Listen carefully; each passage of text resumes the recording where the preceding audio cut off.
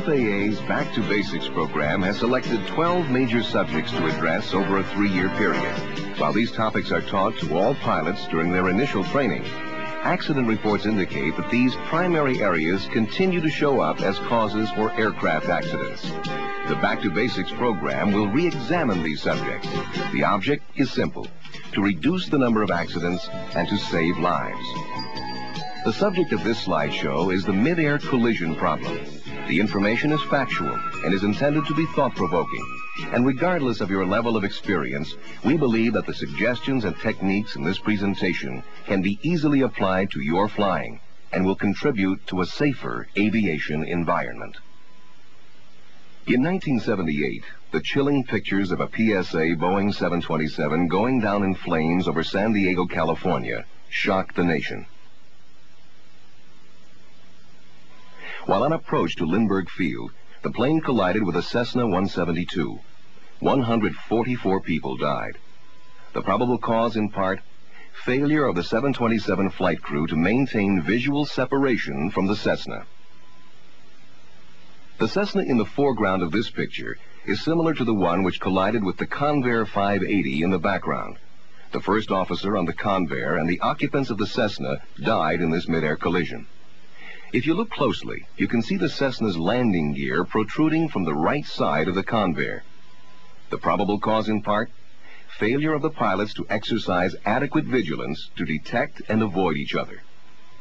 More recently, a Falcon 50 business jet collided with a Piper Archer over Teterboro, New Jersey. The debris from the two planes fell into a heavily populated area, resulting in serious injuries and extensive damage on the ground. In each of these accidents, the basic collision avoidance techniques should have been routinely applied. They are the concepts of see and be seen and see and avoid. And yet, in each instance, the aircraft collided with tragic results. Mid-airs averaged 2 per month, year in and year out. During 1984 and 1985, collisions resulted in 85 deaths. And while most collisions are between fixed-wing aircraft, gliders, helicopters, and even balloons have been involved in mid-airs. The following graphs might provide some insights into mid-air collisions. For example, as this chart clearly shows, there's a mid-air collision season, which normally begins in April and lasts until late October. While no pilot is immune from the possibility of a mid-air, this chart seems to indicate that experience is a significant factor.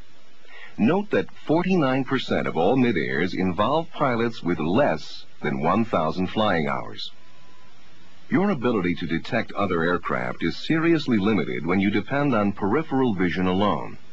This chart clearly shows that at 10 degrees of peripheral vision, your visual acuity is only 2100, and you cannot identify another plane until it is just half a nautical mile from you. 70% of all mid-airs occur below 3,000 feet and within 5 miles of an airport. It's also significant that there are 4 times as many mid-air collisions below 1,000 than between 2,000 and 3,000 feet. Probably 2 of the most intriguing facts about mid-air collisions are shown here. How can the vast majority of accidents occur during daylight hours and in clear weather? Perhaps you've heard a military pilot say, "Check your 6." This translates to look out for what is behind you. As this graph shows, half of all mid-airs happen when one aircraft is overtaking another. And it doesn't matter if the plane is climbing and overtaking or descending and overtaking. Obviously, a pilot must be very aware of traffic both in front of him as well as behind. It doesn't seem that there is much difference between high-wing or low-wing aircraft as far as mid-air potential is concerned. The differential between the two types may reflect the numbers of those aircraft in operation. There is evidence that rotor-type aircraft do make a difference. But this low number may also be a result of the relatively low number of helicopters.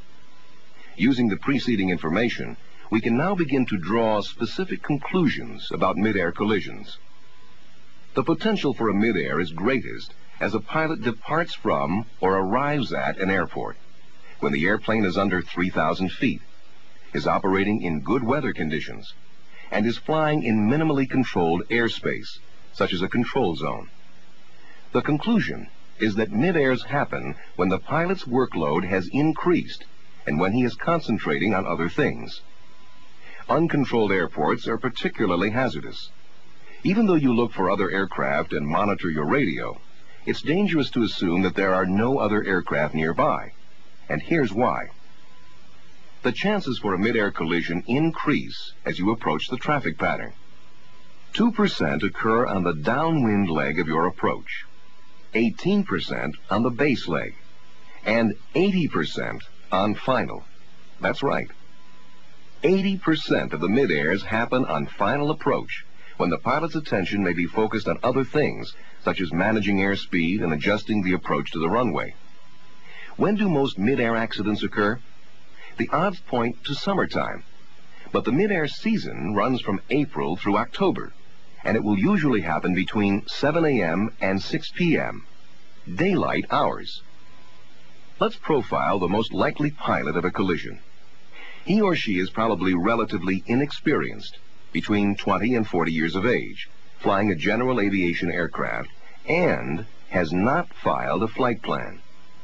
The pilot probably has not mastered good scanning techniques. He or she could be a student pilot practicing, but statistics show that experienced pilots who are transitioning to new aircraft are also a high risk.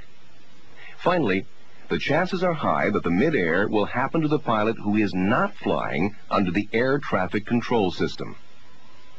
Collisions most often happen when the pilot is concentrating in the cockpit, when he is distracted, when he's overtaking another aircraft, when he is skirting controlled airspace, or during instruction.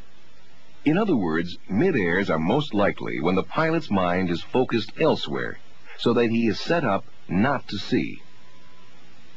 But even if you are looking for traffic, sometimes it is difficult to find. Case in point, camouflaged military aircraft. How many F-4s are there in this picture? If you count 3, you're wrong. There are 5 camouflaged Phantoms hiding in this scene. Even a slow airplane, or one turning onto final, can blend into the background. The following series of slides depicts an actual event. A Gates Learjet Model 35 approaching from the north, and an amateur-built Challenger 2 approaching from the west, collided at the intersection of these two runways. The airplanes were less than 20 feet above the ground. Neither pilot had seen the other, and the result was fatal. Of particular concern is the area adjacent to controlled airspace, such as a restricted area, an ARSA, or a TCA. ATC can help an aircraft under its control, but ATC needs to know where you are. Therefore, it's not only a good practice, but it's now a federal regulation that if you have a radar transponder, it must be turned on. And if the transponder is equipped with Mode C capability, it must also be turned on. As indicated earlier, instructional flights are of particular concern. Both the instructor and the student are focusing their attention on a single phase of training. Each thinks the other is maintaining a good lookout, when in fact, neither is. Regardless of the type of aircraft being flown, the cockpit can take all of a pilot's attention.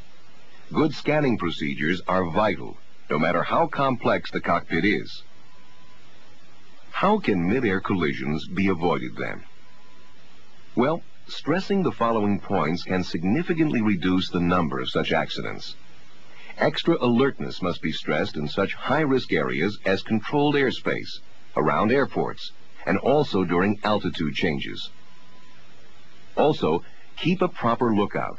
Even ask passengers to help scan for traffic. Keep your head out of the cockpit. Don't let the controls completely dominate your time. Many pilots have the misconception that operating on an IFR flight plan reduces or even eliminates the need to see and avoid. Don't get caught in this complacency trap.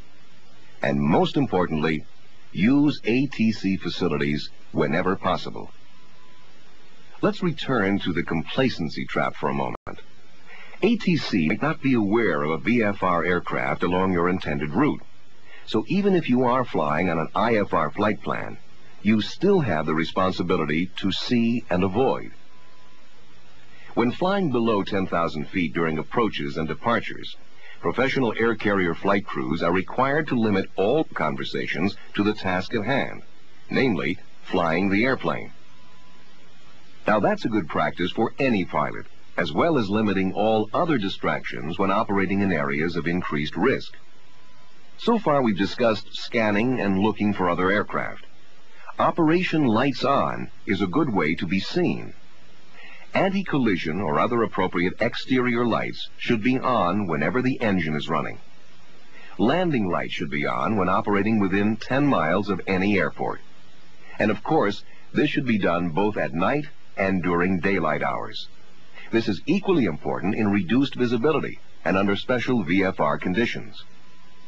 But again, remember, pilots must develop good scanning habits and learn to keep their heads out of the cockpit. Complacency is to be avoided at all times, and pilots should learn and follow all local and system-wide procedures.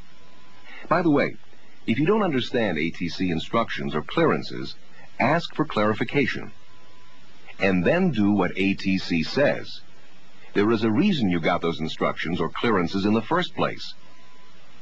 Extra precautions are needed when you're not on a flight plan, during altitude changes, or when you're near controlled airspace and airports.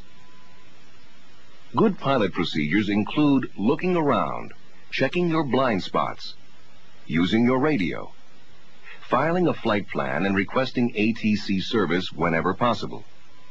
Remember, it's essential that you broadcast your position and intentions at uncontrolled airports. As mentioned earlier, 70% of all mid-air collisions occur within 5 miles of an airport, and 62% of these are at uncontrolled airports. Collision avoidance starts on the ground. Never taxi out for takeoff at an uncontrolled airport without first checking all 360 degrees around you. And remember to announce your intentions on the radio. Here's an example of how easy it is to miss seeing an airplane. Even with its landing light on, this Cessna is not much to see on a relatively clear day. Consider how much less visible it would be in reduced visibility. You might not see it until it's too late.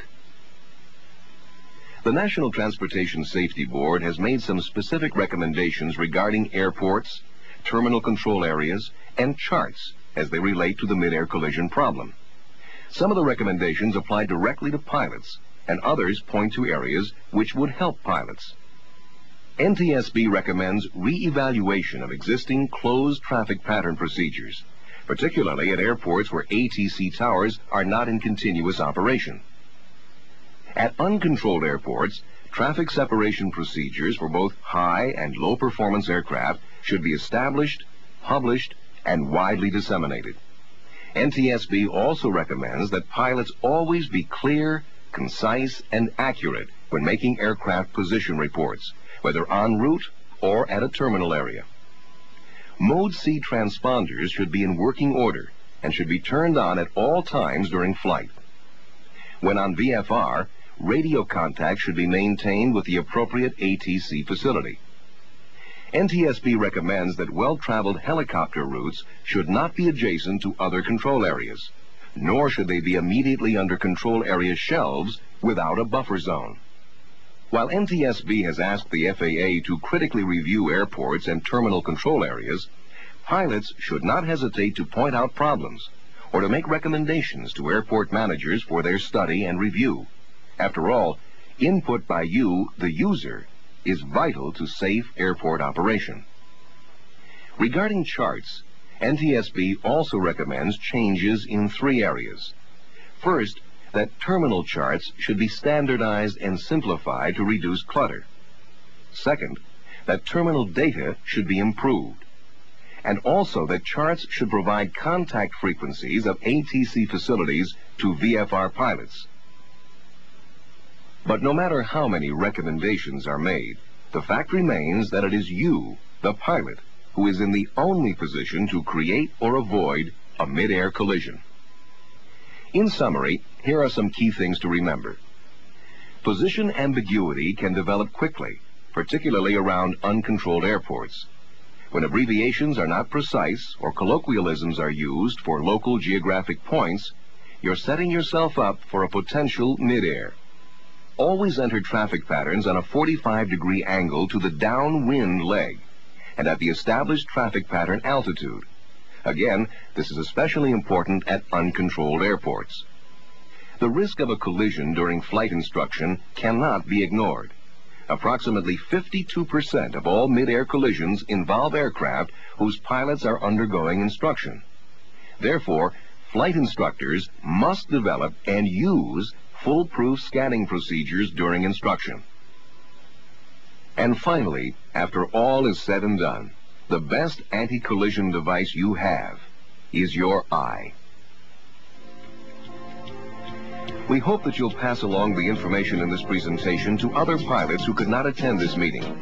Thank you for attending this Back to Basics session.